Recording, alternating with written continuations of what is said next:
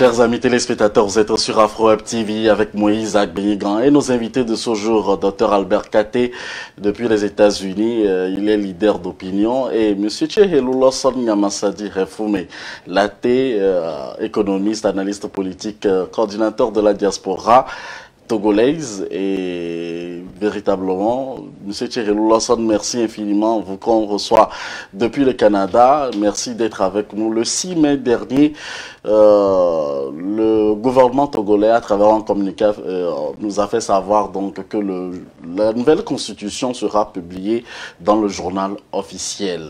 Alors, la nouvelle constitution promulguée a-t-elle peut-être agi sur le scrutin? Première question pour Monsieur Thierry Lawson. Est-ce que la promulgation a agi sur le scrutin?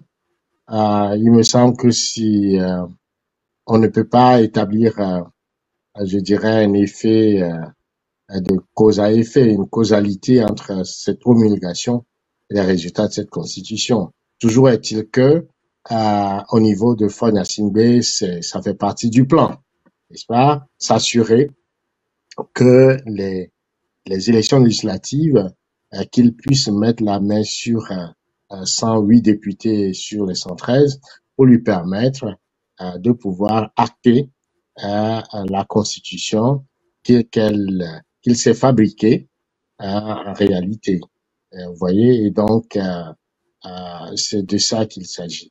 Mais fondamentalement, Monsieur Moïse, j'ai le sentiment que Fagne Gnassingbé, qui est un chef d'État, et ceux qui l'entourent n'ont pas la notion de l'État. Ils n'ont pas la notion de l'historicité d'un État. Vous voyez, un État, c'est quelque chose qui nous dépasse, qui dépasse les hommes, et qui fondamentalement est bâti sur des principes et des valeurs. Ces principes et ces valeurs prennent de la hauteur et s'inscrivent dans la dynamique historique. Alors, pour comprendre l'idée que j'avance, il faut tout simplement convoquer l'histoire du Togo. Après l'assassinat du président Sylvanus Olympio, l'avènement de Eyadema dans les conditions que nous savons, qu'est-ce que Eyadema a osé faire en ce qui concerne à toucher aux emblèmes fondamentaux du Togo? Il a interdit l'hymne national, il l'a remplacé par écartant tout mauvais esprit. Donc, l'hymne national que nous chantons aujourd'hui a été aboli. La devise du Togo a été abolie. Et le 27 avril, qui est donc la date sacrée de l'indépendance du Togo, aussi a été aboli, remplacé par le 13 janvier. Il a fait en utilisant donc la terreur et tout le système qui était à sa disposition. Mais qu'est-ce qui s'est passé par la suite? De son vivant, Eyadema a dû encore ramener le 27 avril, par la volonté du peuple, réinstaurer l'hymne national et la devise du Togo. Tout simplement pourquoi? Parce que il y a eu des Togolais, des étudiants togolais qui, par leur courage et leur détermination, par la rupture, la révolte, ce que nous appelons la pensée rebelle, ont chanté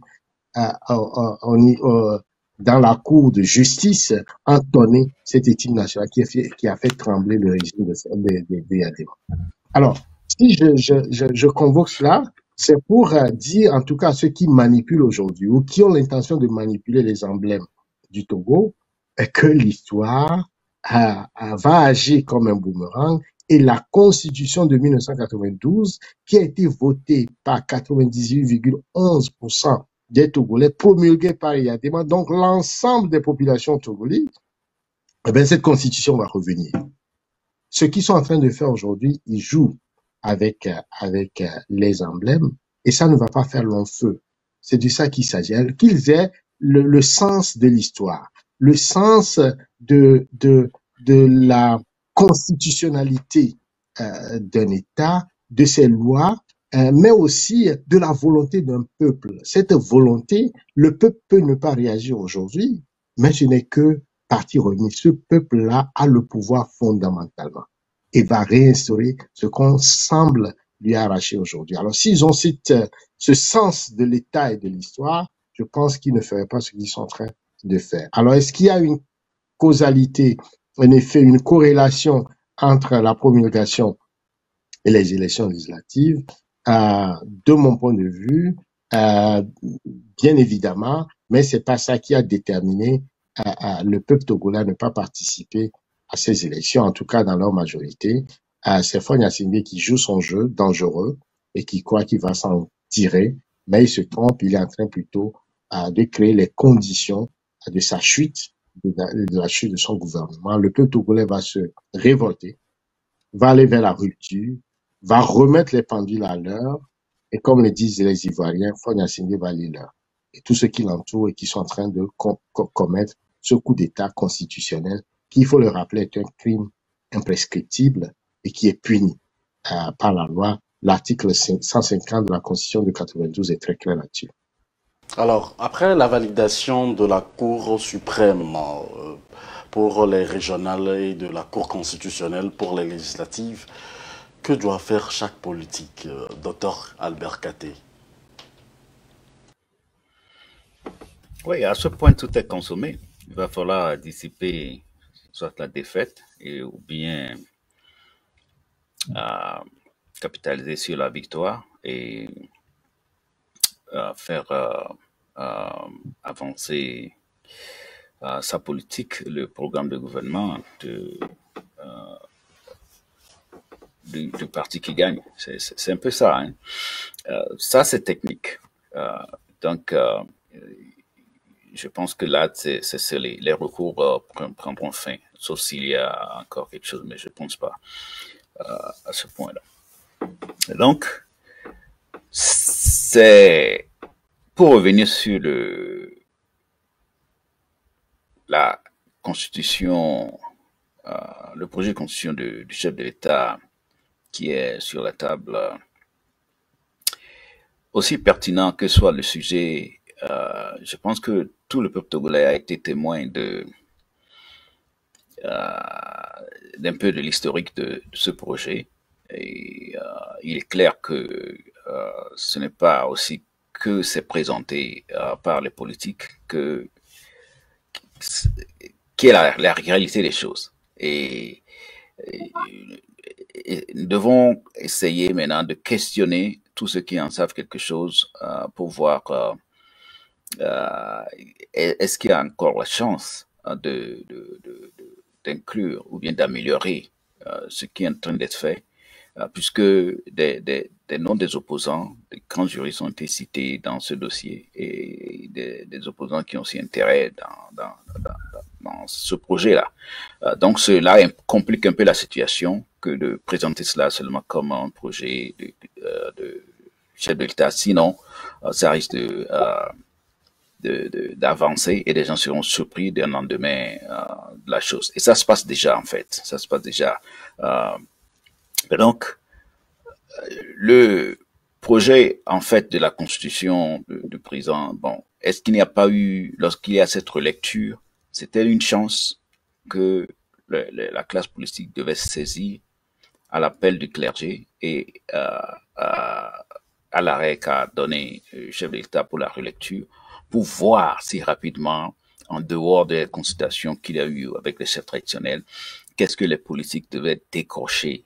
Bien qu'il y ait eu des communications sur cela, on a l'impression que la méthode n'a pas été effective. Peut-être il y avait d'autres options que de criailler sur les micros. Il y avait d'autres options qui auraient pu donner un élargissement de la discussion vers la classe politique. Mais c'est la méthode. Je pense que le choix de la communication, le choix de la méthode n'a pas été bien. Que c'est comme si on pense on va juste sortir des communications, des communiqués, et puis le chef d'État va avancer. Souvent, ça ne marche pas. Ça ne marche pas comme ça. Mais peut-être s'il y avait une diplomatie et une concertation entre la classe politique, surtout de l'opposition, la société civile et le clergé, vers le chef de l'État, ensemble, ça pouvait donner. C'est vrai qu'il y a eu des tentatives du clergé pour voir le chef de l'État, mais là aussi, bon, on a l'impression que ça n'a pas été très effectif. Je ne sais pas ce que les diplomates ont fait dans cela, mais nous, les Togolais, nous devons vraiment réussir. On ne sait pas, on n'arrive pas à bien s'asseoir pour discuter et on a du pain sur la planche. Mais sachant quand même que nous sommes tous des citoyens et le Togo nous appartient tous et le débat continue toujours, les innovations continuent toujours. Euh, et c'est pour cela que nous disons que si nous demeurons dans l'animosité, on n'ira que de complication en complication parce qu'un chef de l'État aussi a des projets pour bâtir des choses. Mais si nous, ces opposants s'inscrivent juste à l'attaquer et le détruire dans ce qu'il fait, eh bien parfois ça complique la contribution de l'opposition qui peut être utile peut-être pour l'intérêt du peuple parce que finalement c'est l'animosité qui prend le dessus des choses. Donc je prie vraiment que nous continuions de tenter de nous tendre la main et que pour le moment c'est des tests, nous demeurons une nation unie. Et s'il faut continuer les dialogues et les discussions, les constitutions peuvent être revues à tout moment. Si ça ne marche pas, si ça peut marcher, qu'est-ce qu'on peut voir? Donc, ça doit prédominer sur nos actions. Pour ajouter à ce que M. Tché a dit.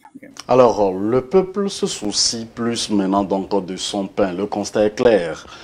Comment ces élections peuvent-elles agir, puisqu'on en avait parlé, peuvent-elles agir sur le bien-être du peuple?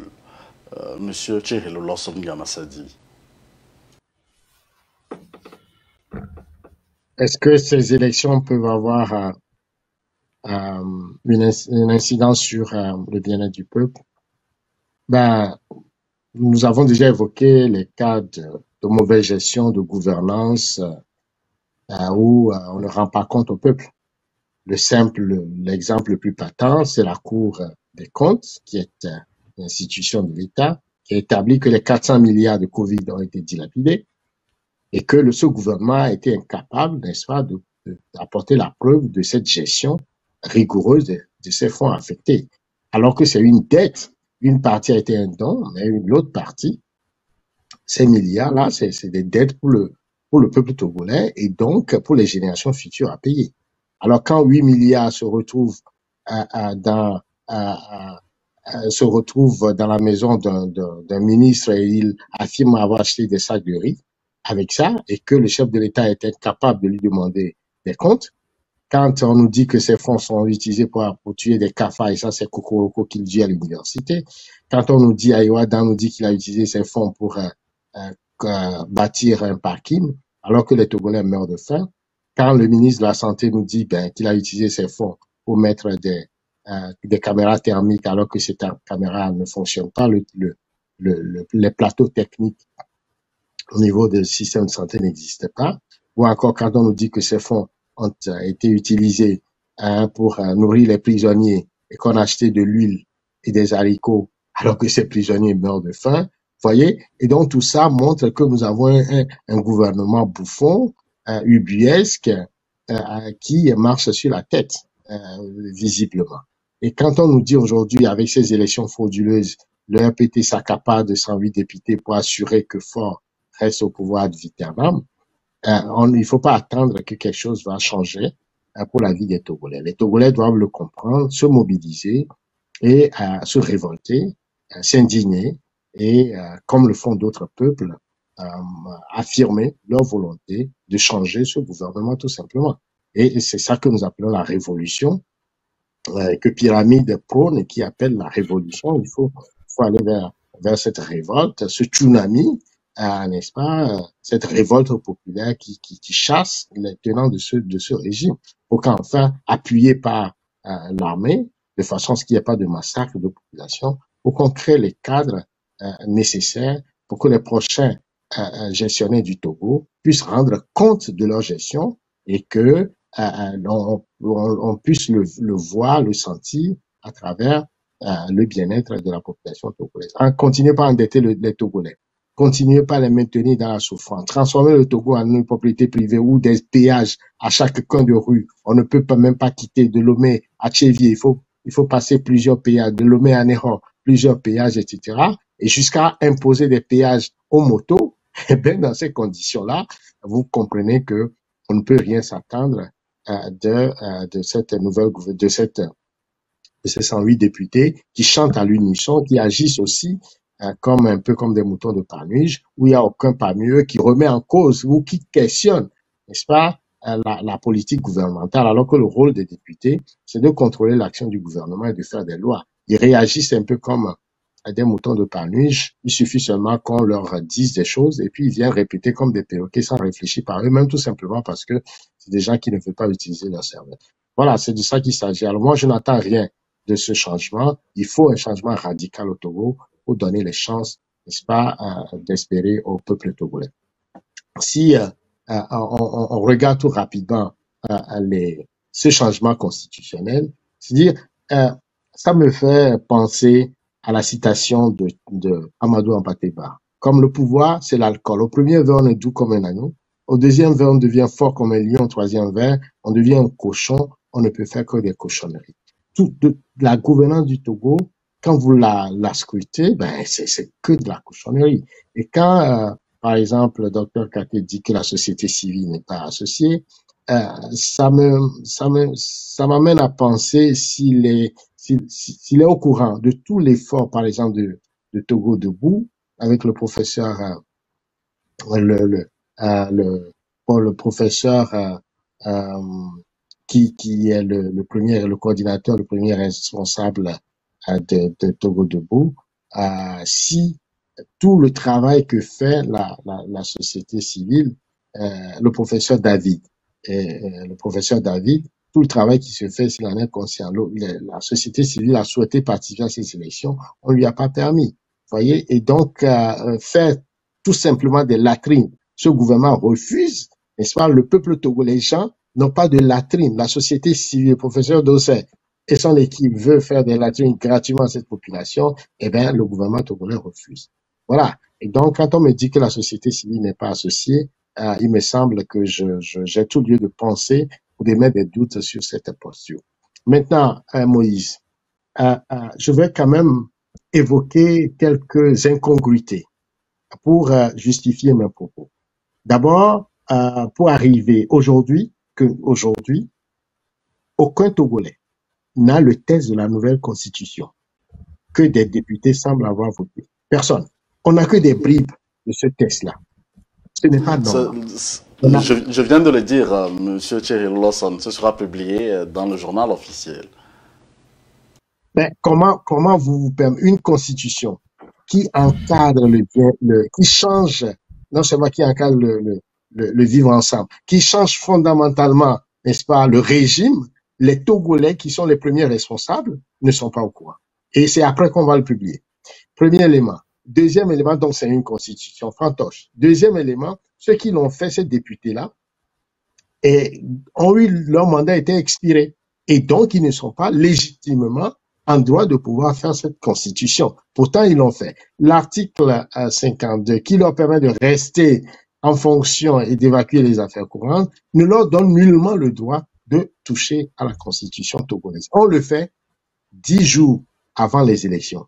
Vous savez, Monsieur Moïse, c'est la première fois dans l'histoire du monde, parce que je suis allé faire des recherches, pour voir s'il y a eu ce cas de figure dans le passé. C'est la première fois dans l'histoire du monde qu'un État où on va à une élection avec une constitution, vous voyez, sous une constitution, et on est élu, et on doit pouvoir gouverner après sous une autre constitution. C'est seulement au Togo. Le Togo est toujours, de ce point de vue, c'est quand même extraordinaire. On est un pays atypique. On a toujours inventé les choses les plus saugrenues que l'histoire de l'humanité ait connues. Et donc, on vous élit, vous allez à des élections sur la base d'une constitution, la constitution de 92, et après on va vous dire que non. Entre-temps, le chef de l'État a promulgué une nouvelle constitution et c'est ça qui va vous régenter. Est-ce que vous comprenez là la logique de ça? C'est au Togo. J'ai une question exclusive pour vous concernant ce cas d'espèce. On va revenir là-dessus tout à l'heure. Alors, docteur Albert Katé, aucun membre de la diaspora n'a gagné de siège pour ces élections. Qu'est-ce qui n'a pas véritablement marché?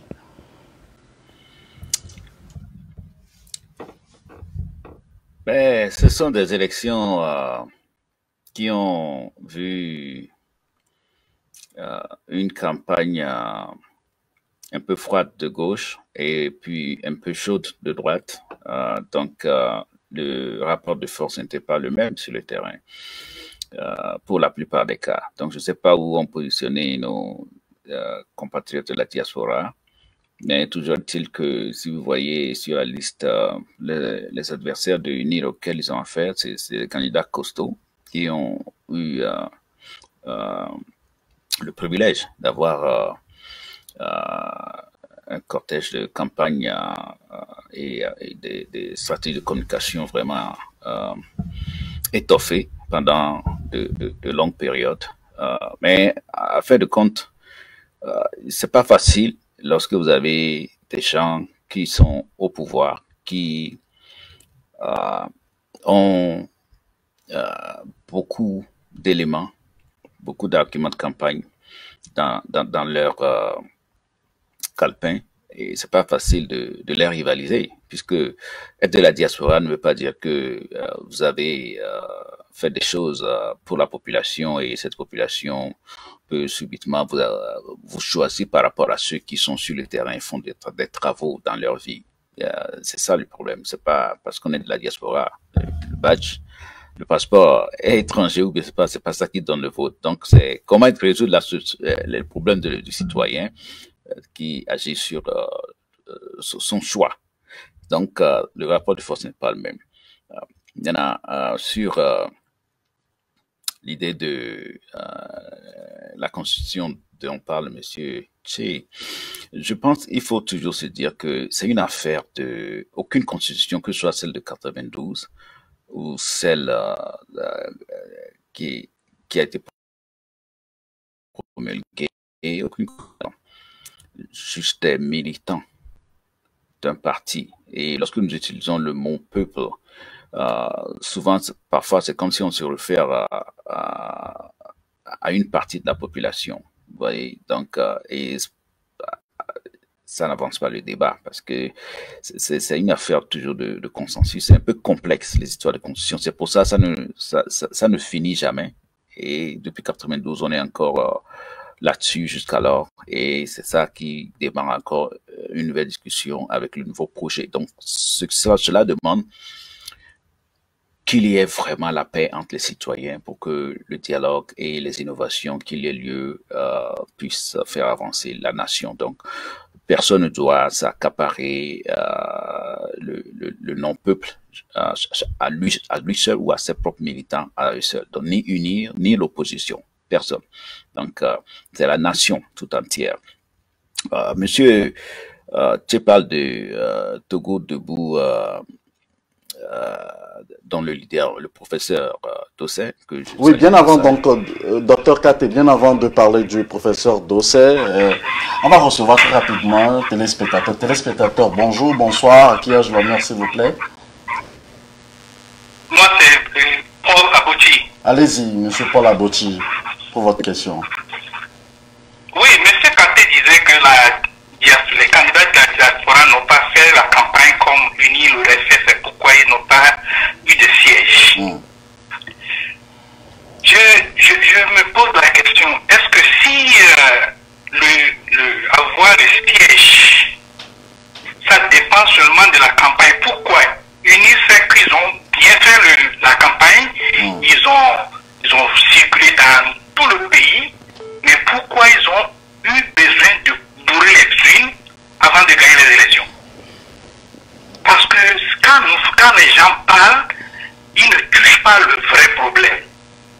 Moi, si les gens de la diaspora n'ont pas gagné les sièges, bon, ça se passe, bon, c'est un jeu, quand tu vas, tu peux perdre, tu peux gagner. Mais quand le jeu n'a pas été équitable, quand on bourre les urnes, c'est de ça qu'on doit parler parce que nous sommes en train de perdre l'éthique et la morale dans ce pays. Les responsables d'État qui cautionnent les fraudes, c'est de ça qu'on doit parler. On ne doit pas parler de l'échec parce que dans tous les cas, on va à un jeu, on peut perdre, on peut gagner.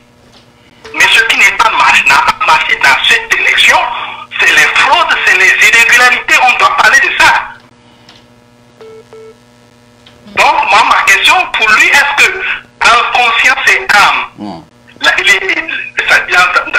la réalité, est-ce que c'est qu'il n'y a à gagner les sièges parce qu'ils ont bien fait la campagne ou bien c'est parce qu'ils ont bourré les unes? On a saisi votre question, il va vous répondre dans un instant, ok? Merci de nous avoir appelés.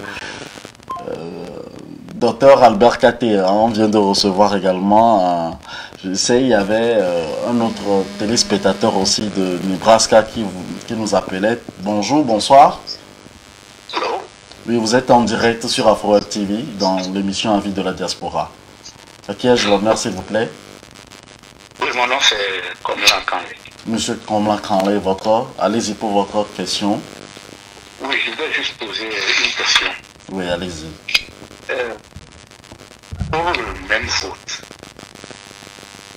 organisé pour les mêmes élections, les législatives et les régionales, comment interpréter pour les législatives, on a 4% de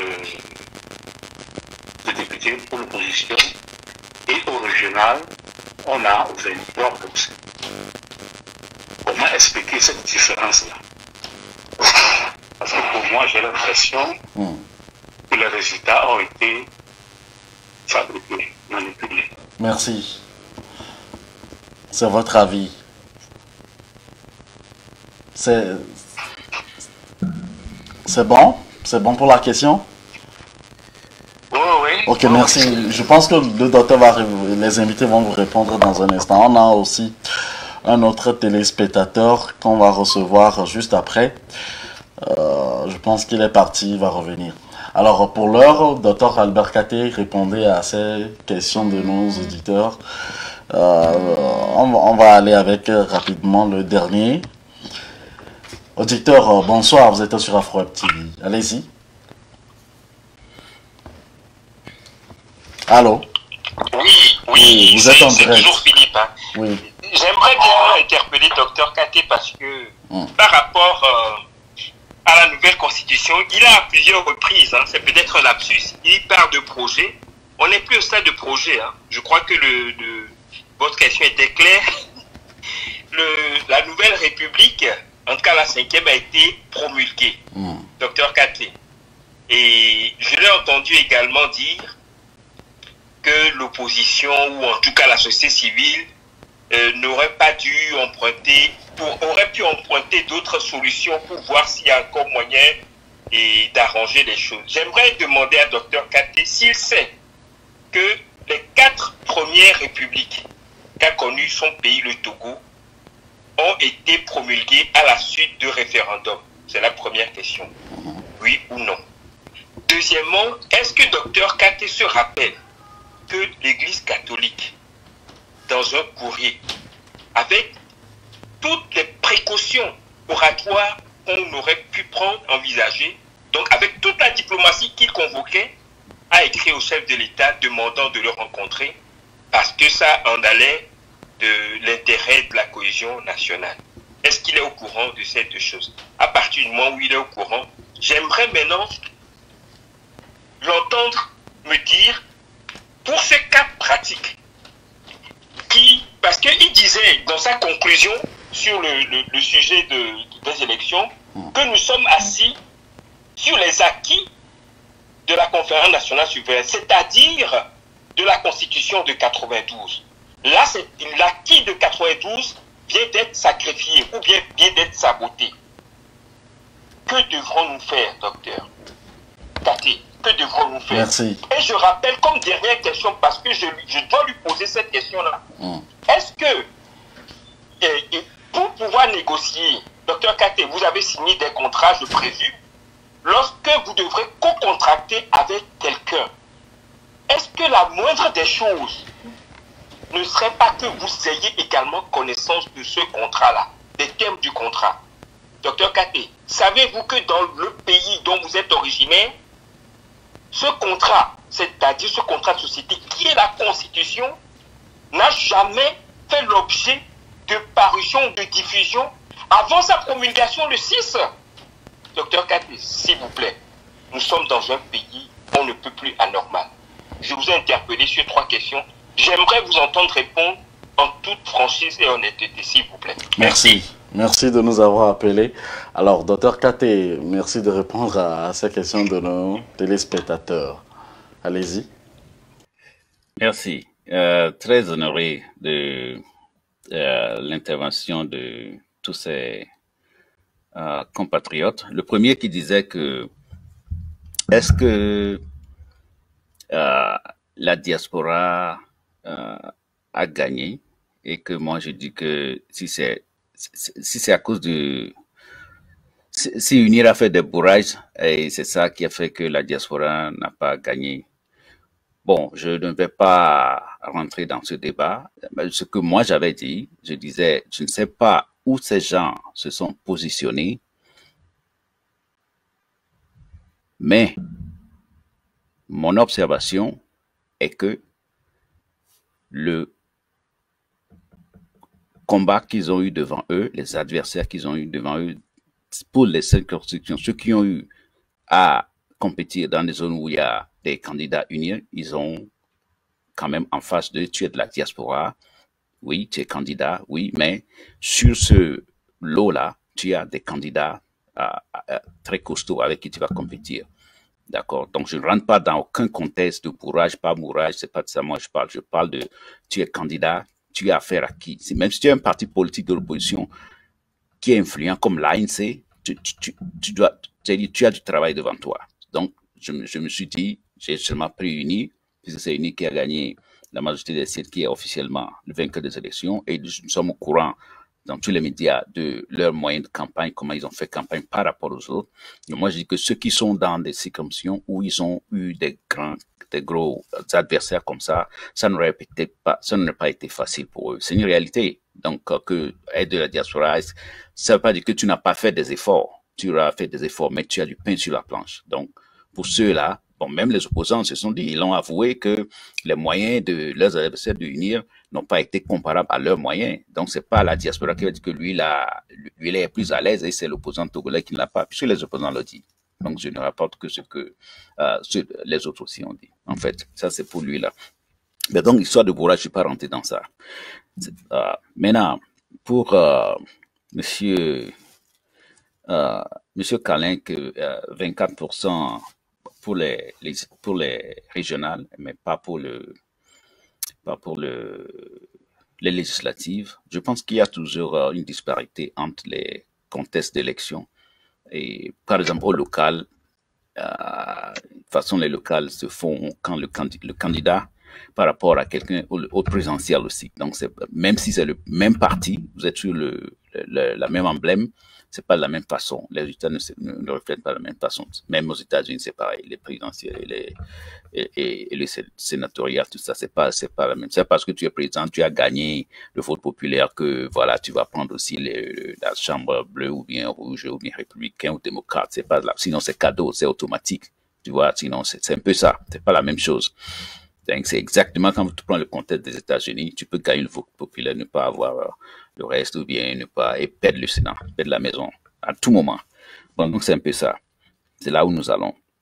Donc, pour notre cher ami, monsieur Philippe Amédodi, je pense que j'ai reconnu, comme il vient de le dire, que le prélat, le clergé, a certainement fait des tentatives de diplomatie, je pense, pour tenter de voir le chef de l'État, mais peut-être que la méthode n'a pas été suffisante et effective. Maintenant, que faut-il pour compléter, pour que ça soit effectif ou suffisant? Je n'ai rien pointé du doigt pour donner mon opinion, puisque beaucoup de gens peuvent avoir leurs opinions, mais le résultat montre que ça n'a pas donné. Donc, je pense que c'est juste une observation. Si ça a donné de cette rencontre régulière, qu'est-ce qui a bloqué, qu'est-ce qui n'a pas marché? On n'a pas entendu de leur côté ou du côté de la présidence pourquoi cet entretien n'a pas eu lieu, leur tentative, qu'est-ce qu'ils ont eu fait. Il n'y a pas eu trop de détails sur cette communication puisque c'est un peu au niveau présidentiel, c'est dans le secret. Donc, mais on ne sait pas. Ce qui est sûr, on n'a pas eu le résultat. Sinon, on a attendu pour voir ce que ça allait donner. Donc, j'ai fait qu'une observation, mais j'ai reconnu qu'ils ont quand même tenté par leur diplomatie. Je ne dis pas que la diplomatie, la communauté internationale s'est impliquée, Mais diplomatie, ça veut dire beaucoup de choses. Donc, je me suis limité à ce que ils ont communiqué, qu'ils ont tenté de voir le chef de l'État. Mais quelle diplomatie ils ont fait, quel soutien ils ont, c'est quoi qu'ils ont été impliqués, les passerelles, tout ça, je sais pas. Donc, j'ai rien dit sur cela, aucun commentaire de ma part. Maintenant, sa question sur les acquis de la conférence que nous sommes, j'ai dit que nous sommes assis sur les acquis de la conférence, donc il estime que si, je comprends ainsi, hein, que il y a une nouvelle constitution qui est en train d'émerger, ou bien qui est émergé, donc ça veut dire que nous avons sacrifié la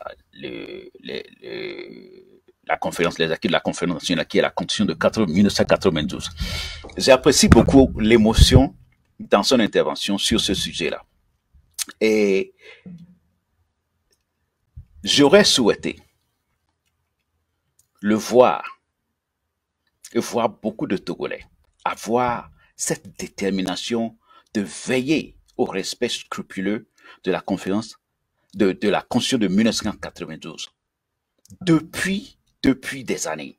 Vous savez, au sortir de la conférence nationale, lorsque nous avions eu à faire passer cette constitution, et nous avions commencé à expérimenter cela avec le temps de Kofigo, mais au côté opposition, combien sommes-nous à prendre des dispositions qui n'ont sacrifié? C'était d'abord l'opposition, ceux qui ont demandé la dissolution du RPT, qui sont l'opposition, c'est eux qui ont occasionné la sortie de l'armée pour faire capoter le gouvernement et le Haut Conseil de la République. Et à la suite, la Constitution de 92 a commencé par avoir des tripatouages. C'est là que ça a commencé. Où était-il? Où étions-nous, les Togolais? Ce n'est pas fini là-bas. Lorsque, après la conférence de Bôle, que ce soit au Bénin comme dans plusieurs pays,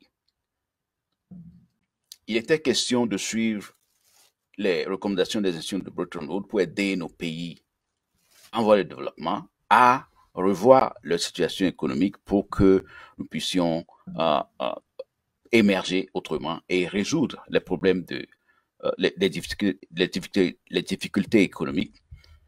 Et on nous a imposé la démocratie, le multipartisme. Et nous avions pris cela à bras le corps, expliqué à Yadema que nous devons aller aux droits de l'homme et faire évoluer le pays, faire le multipartisme et la démocratie. Le président Yadema a sacrifié beaucoup de son système jusqu'à son pouvoir pour la conférence nationale, l'a rendue souveraine et a collaboré pour que nous puissions tester et essayer cette nouvelle donne, si vraiment ça peut relever le pays, comme les Béninois étaient en train de le faire avec Kérékou. Mais donc, le peuple togolais, qui a tout donné, beaucoup de martyrs dans cela, était derrière et l'opposition et Yadema, pour que vous, qui êtes les politiques, vous puissiez l'aider à sortir de cette misère-là, de cette ornière. C'était une question de famine. On ne pouvait plus. Mais donc, ce n'était pas une affaire de partis politiques. Ce n'est qu'après que les partis politiques ont commencé par se multiplier. Vous voyez. Mais donc, lorsque les partis politiques ont commencé par prendre corps, mais les valeurs ont changé, les objectifs ont changé, c'est les intérêts partisans qui ont pris le dessus. C'est ça qui est resté jusqu'aujourd'hui. C'est ça qui capote tous aujourd'hui. Et la société civile a même reconnu cela. Beaucoup de cadres de la conférence nationale, dont parle M. Philippe, ont reconnu jusqu'aujourd'hui que l'émergence des partis politiques a sacrifié l'intérêt de la nation. Jusqu'aujourd'hui, on parle toujours d'intérêts partisans. Nous sommes un parti politique, notre travail c'est d'aller aux élections pour gagner, pour avoir des choses. Ce n'était pas pour le pourquoi la constitution de 92 a été donnée. Donc nous tous, nous avions sacrifié cette conférence nationale et personne ne disait rien. Nous avons sacrifié ces acquis-là. Vous voyez, donc jusqu'aujourd'hui, c'est ce qui se passe. Ce n'est pas que le pouvoir seul ou bien Faure Gnassingbé qui soit une constitution. Ce n'est pas à partir de ce jour-là que la constitution de 92 est sacrifiée. Ce qu'on nous a demandé de faire, c'est de lui apporter une meilleure vie. Le peuple togolais, une meilleure vie, tout comme le Bénin. Sauver ce pays-là et faites-le ensemble. Donc, automatiquement, le peuple a soutenu qu'on ait la souveraineté. Le peuple a soutenu qu'on exige une dissolution du gouvernement de Yadema, qu'on exige aussi une dissolution de son Assemblée nationale, ce qu'il a accepté, et il a accepté que nous formions par nomination le Haut Conseil de la République et que nous formions aussi un gouvernement d'union. Et nous sommes partis pour travailler ensemble pour amener ce peuple à sortir de la misère. Où sommes-nous aujourd'hui? Chacun est parti dans sa direction pour l'intérêt de son parti. C'est en ce temps que la Constitution de 92 a commencé par être sacrifiée. C'est à partir de cela que même les opposants ont voulu tailler cela, même pas seulement contre Yadema, mais contre eux-mêmes, pour que Kofi ne se présente pas aux élections. Vous vous rappelez? Donc c'est là que tout ça a commencé. Donc nous avons fermé les yeux. Jusqu'aujourd'hui, personne n'est plus dans ce schéma de se retourner pour travailler dans le contexte de la confiance, la mission que nous a assignée le peuple togolais pour améliorer sa vie. Nous sommes plus dans le business de l'intérêt de nos partis, chacun presse pour sa chapelle. Donc, chers amis, voilà, ce n'est pas seulement Faure Gnassingbé, ce n'est pas la constitution d'hier là qui est en train de faire ça, parlementaire qui est en train de faire ça. Donc, quand il parle de contracter... Encore 10 secondes, docteur Katé. Oui, 10 secondes, oui, c'est sa question. Et il faut avoir connaissance du contrat, mais je pense qu'il fait référence au vote de la nouvelle constitution qu'il fallait que les députés aient cela. C'est vrai, il a raison, beaucoup de gens l'ont soulevé, j'ai vu dans des émissions, ils ont posé la question quand le professeur Desailly était en face du ministre Bojona et certaines personnes. Ils ont évoqué tout cela, que beaucoup ont souhaité. Moi, je suis journaliste. Nous tous, nous avions souhaité. Des journalistes, il y a des gens qui ont la copie. Ça, il faut le reconnaître, il faut le dire. Ils sont là, ils se sont exprimés sur New World TV, etc. Des gens ont la copie, mais il fallait mettre ça beaucoup plus à la disposition de tout citoyen. Et ça, je le rejoins dans cela. Il n'y a aucun problème à cela. Et je souhaite que les choses aillent mieux. Mais nous disons, s'il n'y avait pas cette animosité, est-ce que nous devons être obligés de faire les choses de cette manière? Donc, c'est pour cela, au-dessus du problème, il faut plutôt retourner à ce que nous n'ayons plus le contexte d'animosité entre nous, Togolais, du sud au nord, de l'est à l'ouest. Merci, docteur Katé, d'avoir répondu à toutes ces questions. Nous sommes à la fin de cette émission d'aujourd'hui, même si j'ai encore plus de dizaines de questions à vous poser.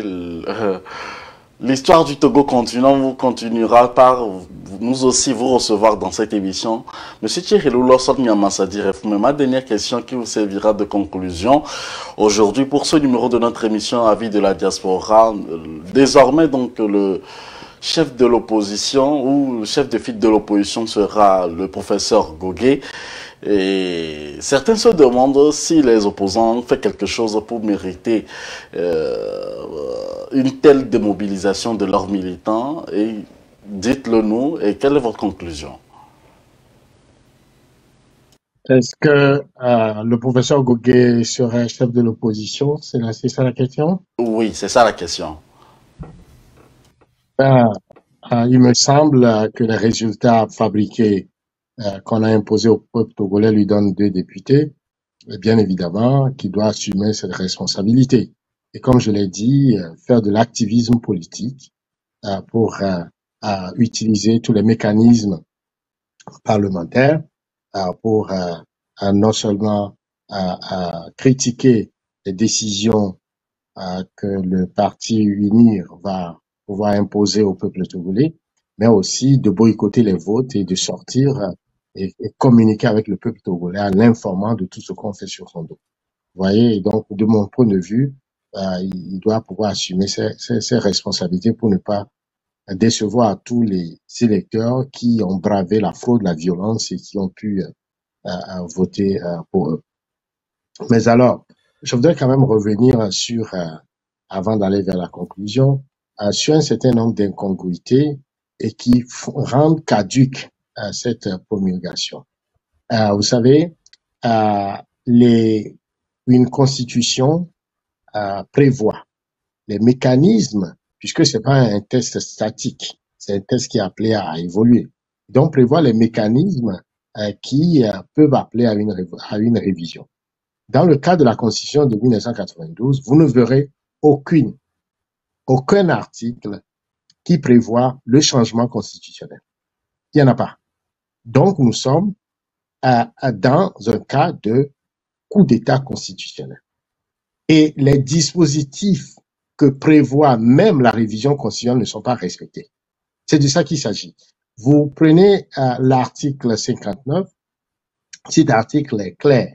Et ça, c'est la modification intervenue en 2019 par le Parlement MPT unique.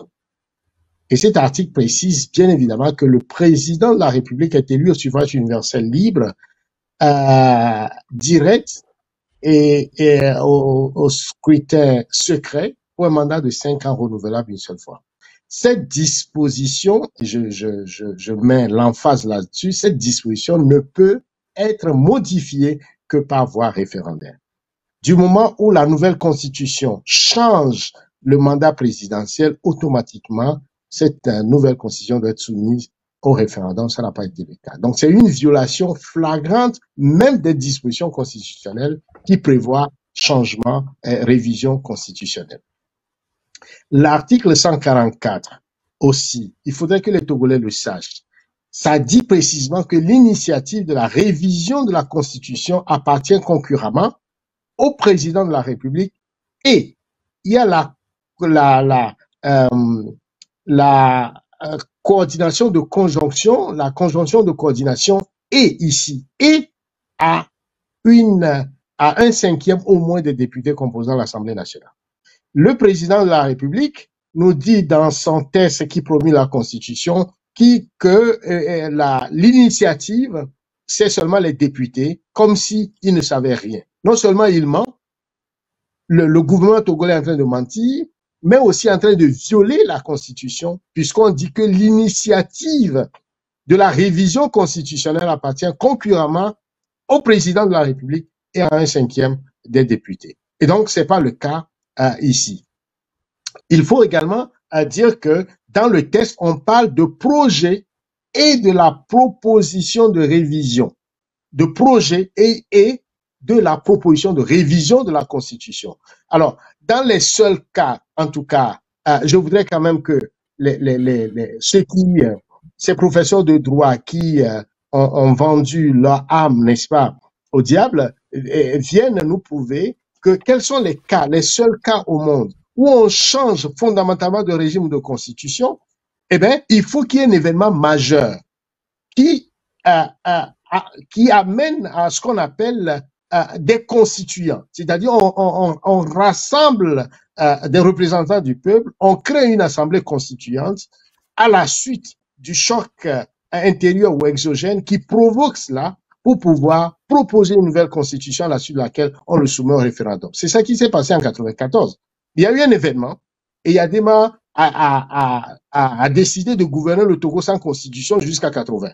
Et lorsqu'il a mis en place une constitution, il y a un événement qui a fait en sorte que le peuple s'est soulevé et cet événement a amené à la conférence nationale. Quand Dr Kay dit que Yadema a accepté la souveraineté, c'est des contes vérités. C'est le peuple qui a imposé à Yadema la souveraineté de la conférence nationale. Alors cette conférence nationale a créé une assemblée constituante qui a élaboré une constitution et cette constitution a été soumise au référendum. Quel est l'événement? Quel est l'événement qui provoque un changement constitutionnel, complètement un changement de régime au Togo? Aucun. Les dispositifs de cette constitution qui devaient amener à un changement constitutionnel ne sont pas non plus respectés. Donc nous sommes en présence tout simplement d'un coup d'État constitutionnel sur toute la ligne.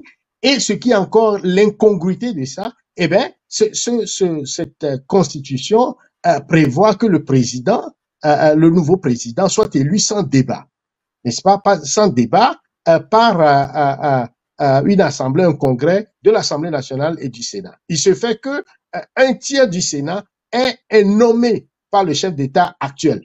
Donc, on est dans un cas où il nomme un tiers du Sénat qui doivent le nommer encore comme président. Vous voyez toutes ces incongruités. On se demande ceux qui font ça, est-ce ils réfléchissent? Ils réfléchissent pour proposer, c'est la honte, n'est-ce pas? Parce que c'est des choses que vous ne pouvez même pas en parler, parce qu'on se demande, mais les gens dans ce pays-là, est-ce qu'ils ont un cerveau avant d'agir de la sorte? Parce que même si vous volez, il faut savoir voler. Vous ne pouvez pas voler en flagrant délit, tripatouiller les textes comme ça, sans aucune cohérence sur le plan intellectuel, sur le plan de la logique. Vous voyez, voir qu'il y a des professeurs qui viennent défendre ça quand même, ça choque la conscience humaine. Et enfin, le texte prévoit que le président de comment ils appellent ça, le président le premier ministre dont ils ont changé le nom pour dire c'est le président de je ne sais quoi, et ce président, lui, il n'est pas élu. Alors que tous les régimes parlementaires, ben, le Premier ministre, celui qui est le gouverneur, il est d'abord élu dans une circonscription. C'est-à-dire que les populations lui donnent un droit, lui donnent un mandat. Dans le cas d'espèce, il faut qu'il se proclame président d'un parti et automatiquement, il peut gouverner le Togo et avoir tous les pouvoirs concentrés dans ses mains. Mais c'est de la grosse blague. C'est de la grosse blague. On ne peut jamais accepter ça, ni aujourd'hui, ni demain. Fogna Singbe pense qu'il est en train de braquer le peuple togolais, de braquer la constitution, de jouer avec les emblèmes du Togo. Il se trompe parce que les Togolais ne l'accepteront jamais. Jamais, j'ai dit. Jamais. Et qu'ils se prennent pour dire, c'est des crimes imprescriptibles qui sont prévus par l'article 150 de la Constitution, qui estime que tous ceux qui vont pouvoir jouer avec ça doivent répondre, n'est-ce pas, des peines qui sont prévues à cet effet. Donc, tous ceux qui sont impliqués là dans la Constitution d'aujourd'hui, dans le tripatouage, qu'ils sachent que leur nom, que tout ce qu'ils font sont documentés et qu'ils paieront un jour à l'autre d'avoir fait un crime imprescriptible contre le Togo, contre les Togolais, contre l'État du Togo, et ils ne pourront jamais s'en tirer puisque c'est des crimes imprescriptibles. Enfin, je lance un appel aux forces de l'ordre. L'article 147 de la Constitution est clair, que les forces armées togolaises sont une armée nationale, républicaine et apolitique. Ils sont entièrement soumis aux autorités constitutionnelles. Il se fait qu'aujourd'hui, nous n'avons pas d'autorité constitutionnelle. Et donc, ils ne peuvent pas se soumettre à ces autorités-là. Ils doivent prendre leurs responsabilités. Et l'article 150 appelle tous les Togolais à désobéir, à s'organiser pour faire échec à l'autorité illégitime et c'est le droit le plus sacré, c'est le plus sacré des droits et le plus impératif des devoirs. Donc la responsabilité est là pour chacun de nous de prendre sa responsabilité pour mettre fin à ce coup d'État constitutionnel, à ce tripatouage qui est ce régime qu'on appelle parlementaire, alors que ça n'a rien à voir avec les régimes parlementaires de par le monde. Quand vous les étudiez, vous voyez qu'il n'y a même pas un rapport avec les régimes parlementaires normaux que le monde nous présente, que ce soit au Canada, en Grande-Bretagne, en Belgique ou au Luxembourg, partout où vous passez, vous ne verrez pas ça. Donc, c'est quelque chose que Faure Gnassingbé a inventé pour sa propre gouverne, sa propre gloriole, avec des gens qui l'entourent, les femmes qui l'entourent, et ils pensent en train de jouer avec l'emblème du peuple togolais. Il a trompé. Le Togo est avant lui. Le Togo va rester après lui, qui le note dans son agenda. Merci, M. Tchereloulo Somnyamassadi Refoumelate. Vous êtes analyste politique, économiste, coordinateur du groupe du mouvement pour un Togo nouveau de Pyramide ainsi que de la diaspora togolaise. Alors, docteur Albert Katé, on dit souvent que chacun a le droit de soutenir son parti. S'il faut mettre ça de côté, que doit-on faire pour développer le Togo, diminuer la souffrance des Togolais? En termes de conclusion, votre réponse? Oui. S'il faut mettre de côté son parti et trouver quoi faire pour améliorer la vie de la population, mais on ne peut pas chercher loin. Le peuple ne cherche qu'une seule chose, que ses fils puissent lui offrir un lendemain meilleur. Pas certains de ses fils et ses filles, tout entier. Tout le monde, sans exception. Pas certains. Et c'est là où nous n'arrivons pas à avancer. Nous sommes dans le contexte moi sans toi, où tu dégages, moi c'est moi qui dois le faire. Non, c'est pas, le peuple ne cherche pas à rejeter un de ses fils ou une de ses filles. Il attend que tous ses fils et toutes ses filles-là lui réussissent cela. Et donc, lorsqu'il y a élection, et nous tombons dans la contestation, ben, nous comprenons que la contestation décourage les investisseurs. Et des investisseurs qui doivent créer de l'emploi, qui doivent venir investir pour engager nos frères et sœurs qui chôment dans les entreprises et se faire un petit sou pour survivre. Donc, si nous décourageons ces gens-là avec la contestation des élections, eh bien oui, ben, ce peuple-là, nos frères et sœurs tombent encore dans la misère, restent dans la misère. Donc, le problème politique perpétue la misère. Et nous le savons tous. Donc, paupériser cette population sciemment, en présentant cela comme si c'est l'autre qui est le problème, on n'arrive jamais à solutionner ça. Donc, ce qu'il faut faire, c'est faire bas la terre et que, ensemble, nous puissions débattre du problème, voir les solutions qui peuvent nous amener tous à profiter du nord au sud et de l'est à l'ouest. Sans cela, là, si c'est moi dans mon village ou bien toi dans ton village, lui dehors, ça là, ce Togo-là, je pense que ça prend du temps à être construit, ça ne viendra pas.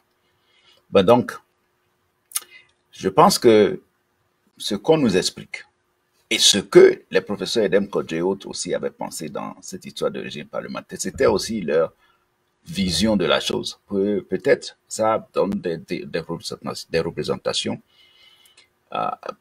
qui contribuent plus à atteindre cet objectif de résolution de la population, même dans un contexte de clivage politique difficile. Et ils savent de quoi ils parlent. Je n'ai jamais travaillé dans un régime parlementaire à l'extérieur. Donc, mais quand même, eux qui s'y connaissent, ils ont espoir que peut-être c'est la formule. Parce que nous n'arrivons pas à nous parler, et nous avons choisi de ne pas nous parler, donc ça peut nous faire parler par force. Ça peut agir sur la vie du peuple si le choix est que nous ne voulons pas nous parler. Tu vois? Donc, si c'est ce qu'ils croient, bon, ceux qui veulent essayer, ils n'ont qu'à l'essayer, on va voir. Parce qu'au moins, nous sommes sûrs d'une chose, c'est que nous avons refusé de nous parler et de régler les problèmes ensemble. Est-ce qu'il y a une autre méthode? Chacun a sa solution. Bon vent à ceux qui veulent essayer autre chose. Mais moi, je serais contre. Si il y a une autre méthode sur la table, et la méthode actuelle, qui est la démocratie, c'est la délibération, ce qui demande que toutes les parties du multipartisme et de des couches sociales de nos sociétés participent à la délibération. Mais nous n'arrivons pas à réussir cela. Aujourd'hui, le contexte est que si je vais aux élections, un parti va aux élections, il a 1%, il reste là-bas pour être député. Mais pour la gestion de l'État et les autres institutions, ils trouvent des arguments pour dire que non, ils ont gagné, c'est à eux de gouverner. Ce n'était pas ça qu'on nous avait expliqué en 1994, que c'est ça la démocratie. Sans quoi on n'aurait pas vu, après la victoire de Edem Kodjo et Agboibo, le CAR et l'UTD, on n'aurait pas vu un premier ministre de l'opposition qui était Edem Kodjo, sorti de cette coalition. On n'aurait pas vu un pourcentage d'opposants dans ce gouvernement proportionnellement qui reflétait le nombre de sièges qu'ils avaient. Ils ont pris leurs responsabilités dans toutes les institutions par proportion et par respect à ces valeurs démocratiques. Aujourd'hui, la démocratie, c'est autre chose. Bon, je vais à l'Assemblée, mais je ne suis pas intéressé par les autres institutions. Je ne vais pas dans tel, mais je serai ici. Mais c'est quelle démocratie nous conduisons? C'est ça l'original? L'original pour lequel les gens sont morts? Non, c'est faux. Tout le monde fuit la réalité et la vérité. Nous construisons autre chose et nous faisons semblant. Nous courons à des élections et des élections, nous revenons avec des contestations comme si nous sommes en train de construire une bonne démocratie pour les Togolais. C'est faux ce que nous faisons. Ce n'est pas ce qui était promis au peuple en 1994. Ce n'était pas ça. Ce n'était pas ça. Puisque ce n'était pas ça. Vous voyez. Donc, je pense que pour le projet de régime parlementaire, il y a plus de peur que de mal. Mais l'histoire donnera raison et il faut donner le bénéfice du doute à ceux qui sont en train d'essayer pour voir ce que ça donne. Si nous ne voulons pas cela, alors mettons sur la table une autre approche qui aura la satisfaction du peuple togolais. Donc, le professeur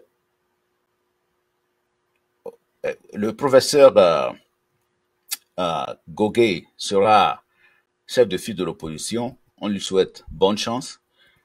C'est un monsieur pragmatique, très respecté et très diplomatique, et qu'il puisse aussi mettre sa marque dans la construction de cette démocratie, et il faut l'accompagner. Nous avions raté des occasions similaires. Je me rappelle lorsque une assemblée a été installée avec l'ANC et ADI et d'autres qui ont eu des groupes parlementaires, et le unir, tout ça, le premier bureau provisoire qui était installé avait vu l'honorable respecté Maître Georges Lawson de l'ANC, qui était le doyen de ce bureau provisoire. Il a fait un discours, il était ovationné. Et beaucoup, même des gens d'UNIR, avaient applaudi pour lui. Beaucoup avaient vu en cet homme, mais un homme de milieu, de consensus, un homme très technocrate qui pouvait apporter quelque chose.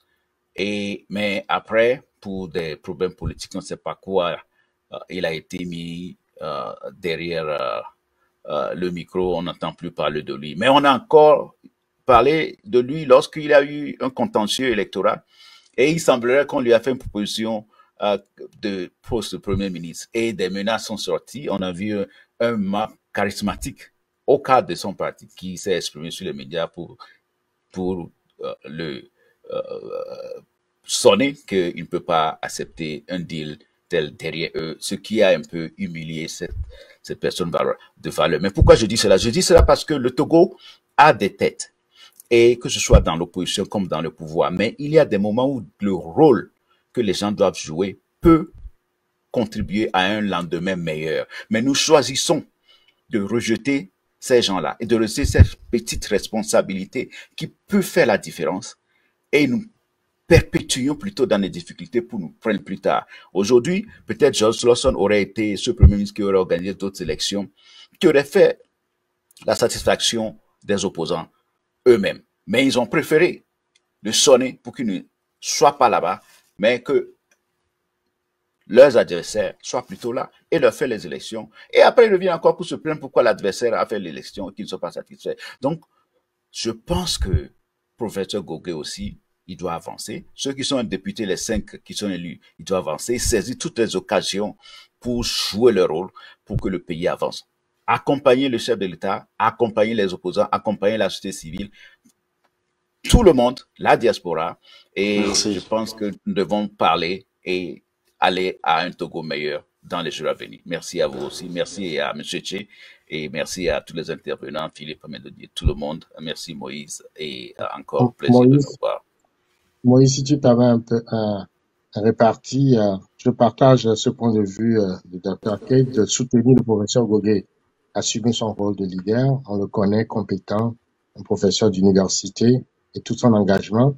Mais au-delà de ça, que toute la stratégie ne se limite pas justement à cela, il faudrait que le peuple togolais soit vent debout, aille vers la rupture que pour notre pyramide, et il faudrait que que soit la diaspora togolaise, chacun de nous, notre pays est menacé, et donc il faut se mobiliser, et il faut être vent debout pour arracher à Fort-Gnassingbé, n'est-ce pas, à l'alternance démocratique au Togo. Et nous appelons les militaires à soutenir ce mouvement de résistance, parce que c'est pas la résistance qu'on peut changer les choses au Togo. Il faut absolument que chacun de nous y mette son grain de sable là-dessus pour que nous changions la gouvernance au Togo. Et c'est la mobilisation générale, c'est la résistance, c'est la révolution, c'est la rupture, c'est la pensée rebelle, et qui va nous faire asseoir ce Togo nouveau que nous appelons à travers notre mouvement, le mouvement pour un Togo nouveau, et ce Togo libre, démocratique, prospère, solidaire, où tous les Togolais se donneront la main, mais ça passe par le changement de régime au Togo. Merci à vous, merci Dr Katé Albert, leader d'opinion. Merci à vous aussi, Monsieur Tchehelou Lawson Nyamassadi Refoumelate, d'avoir été des nôtres aujourd'hui pour encore un long débat. sur AfroWeb TV. Ça a toujours été donc de l'honneur pour nous d'être au service de la diaspora. Nombreux sont ces journalistes qui ne veulent plus travailler à cause donc des péripéties que nous vivons sur le terrain, mais nous espérons que l'espoir est toujours en l'air, l'espoir est toujours devant. Merci à tous et à chacun de vous d'avoir suivi ce numéro. On se retrouve pour un autre numéro de votre émission Avis de la diaspora avec le même plaisir et sur la même chaîne. Bye. Chaque semaine, la rédaction d'AfroWeb TV vous propose un condensé de l'actualité des 7 derniers jours.